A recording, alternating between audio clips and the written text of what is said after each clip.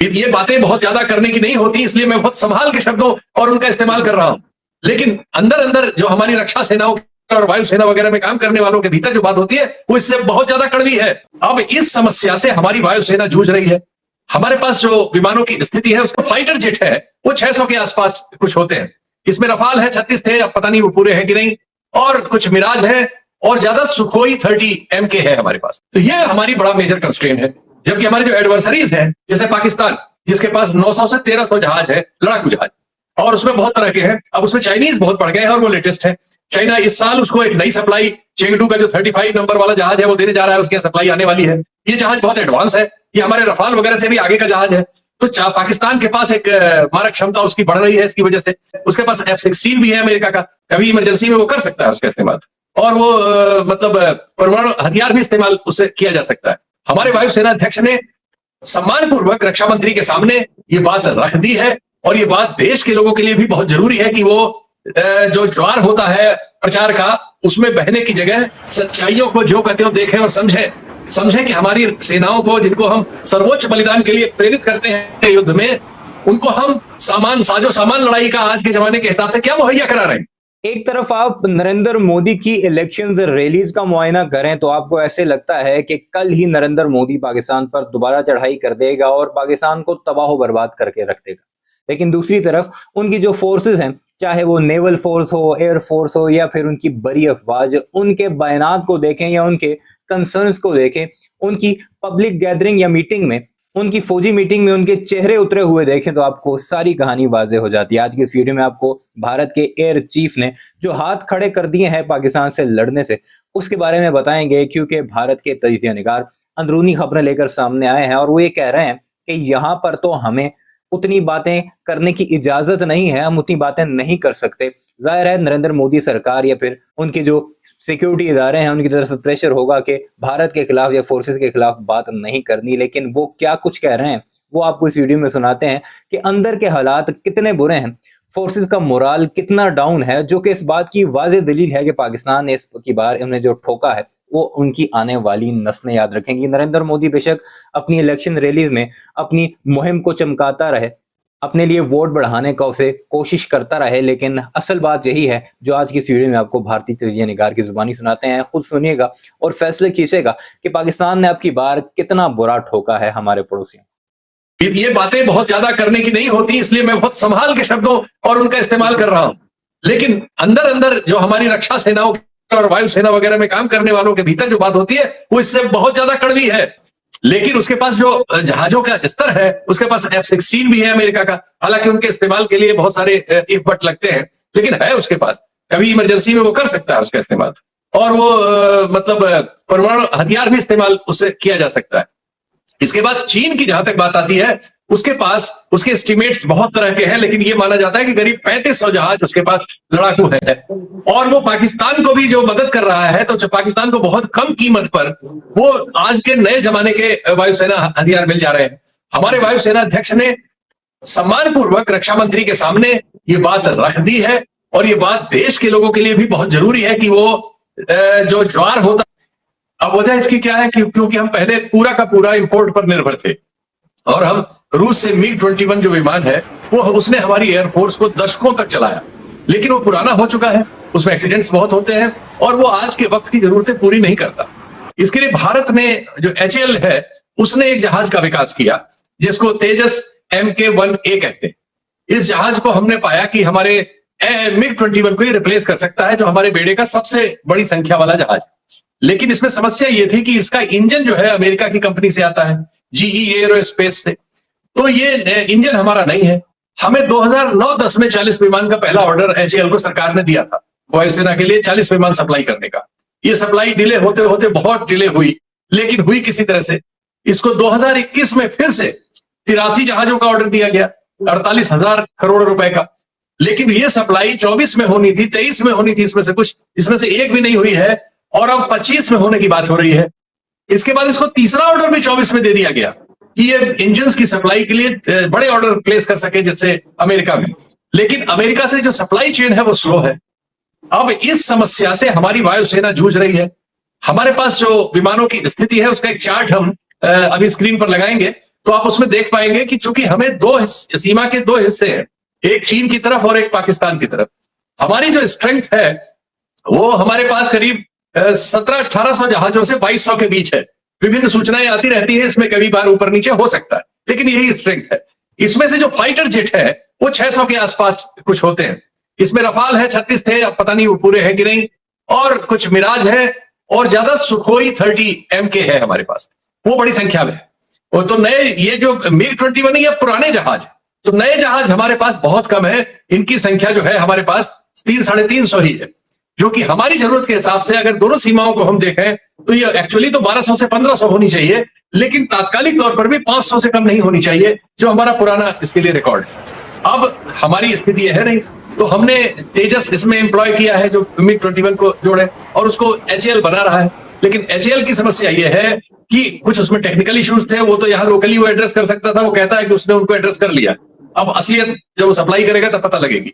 लेकिन जो इंजन का सवाल है वो चूंकि अमेरिका से आता है, तो ये हमारी बड़ा मेजर कंस्ट्रेंट है।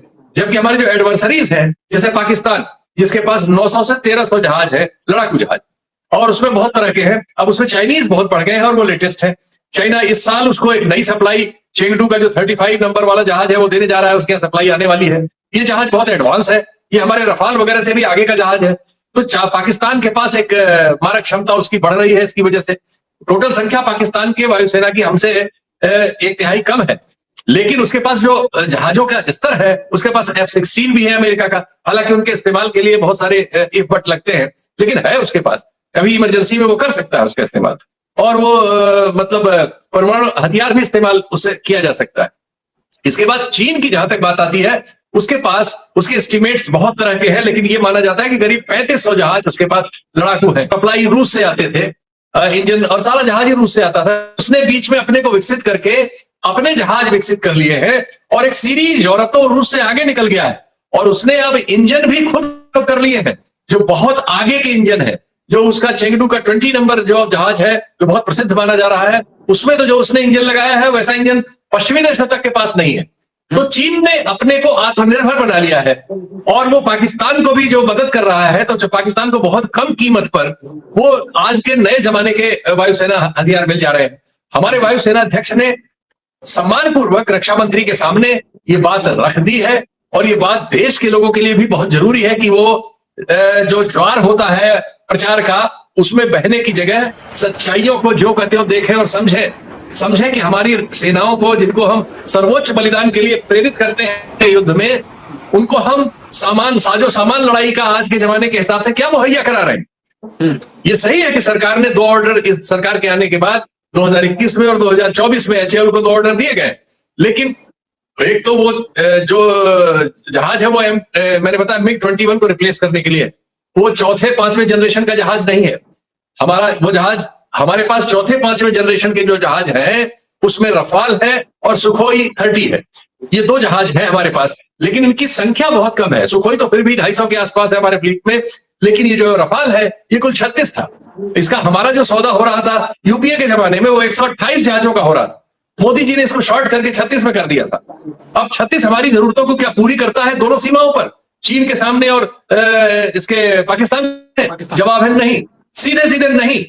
लेकिन ये नहीं कहने के लिए समाज में बातचीत होनी चाहिए।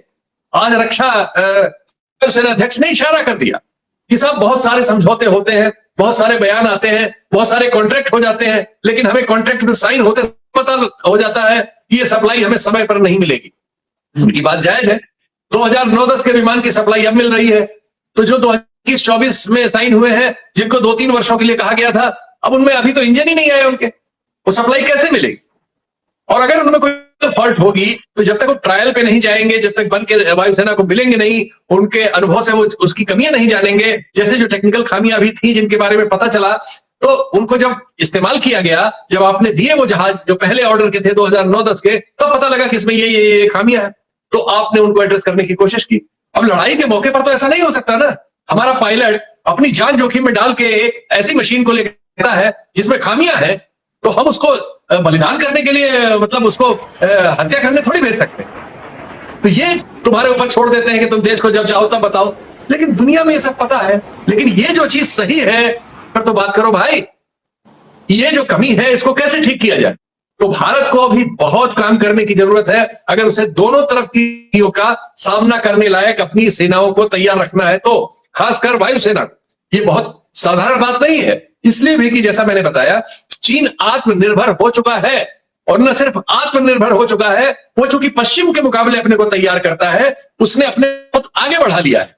हम अभी इंजन भी दूसरे से ले रहे हैं, सिर्फ डिब्बा हम बढ़िया बना रहे हैं, उसमें भी तकनीकी खामियां हैं। ये बातें बहुत ज्यादा करने की नहीं होती, इसलिए मैं बहुत संभाल के शब्दों और उनका इस्तेमाल कर रहा हूं। लेकिन अंदर अंदर जो हमारी रक्षा सेनाओं और वायुसेना वगैरह में काम करने वालों के भीतर जो बात होती है, वो इससे बहुत ज्यादा कड़वी है, और ये देश को जानना चाहिए। इसलिए भावना में बहना एक चीज है, और अपनी सच्चाई जान के उसके लिए तैयारी करना दूसरी चीज है। अंकुर, तुम्हारे कुछ सवाल हो? मैंने बुनियादी बात बता दी। नहीं, आपने जो कहा कि और बहुत संक्षिप्त में इसको निपटाइए क्योंकि समय हो गया है, कि मोदी जी लगातार ऑपरेशन सिंदूर का बाकी जगह राज्यों में जाके ढोल पिटाई कर रहे हैं, गाना गा रहे हैं, और इस बीच ये सेना प्रमुख का बयान आया है एयर चीफ मार्शल का। आपको लगता है कि इसीलिए हम इस पर चर्चा भी कर रहे हैं, कई लोग और भी चर्चा कर रहे होंगे? एक तो ये कहा जा रहा है कि ऑपरेशन सिंदूर का जब भी जिक्र करेंगे, जैसे सीज फायर किया गया, मोदी जी और फंसेंगे, ऊपर से इनका ये बयान उनको और फंसा रहा है क्या? देखिए, हम लोग तो बातें नहीं करते ना, रक्षा और इस तरह के जब मामले होते हैं तो इतना भावनात्मक ज्वार पैदा कर दिया जाता है, और इतना लोगों को डरा दिया जाता है, लोगों को इतना बहुत सारे लोग उसको ऐसे बताने लगते हैं कि सरकार से कोई सवाल करना देश से सवाल करना है, सरकार देश में बदल जाती है। अरे भाई, ऐसे नहीं होता। दुनिया भर में सब जगह अपने रक्षा सवालों पर, अपने सामाजिक सवालों पर समाज बात करता है, और करना चाहिए। बात करने से हमें अपनी कमजोरियां पता लगती हैं, और उनको कमजोरियों को दूर करने का सरकारों पर दबाव पड़ता है। ये बात सरकार को और जो लोग वहां जिम्मेदार हैं, एक तो देश को असलियत भी पता रहती है, वरना भावनाओं के ज्वार में कई बार असलियत को रोक दिया जाता है। तो हमें असलियत पता होना चाहिए कि जो तो हमारे एडवर्सरीज है, उनकी ताकत क्या है, ताकत की वजह क्या है, हमारी कमजोरी की वजह हमें क्या है, और क्या क्या हमें ठीक करना है। ये सही है कि सरकारें अपनी अपनी योग्यता के अनुसार, अपनी अपनी क्षमता के अनुसार, देश की आर्थिक क्षमता के अनुसार इस तरह के फैसले लेती। हर सरकार देशभक्त। इस मामले में मैं किसी सरकार को देशद्रोही और किसी तरह के लांछन में नहीं डालना चाहता।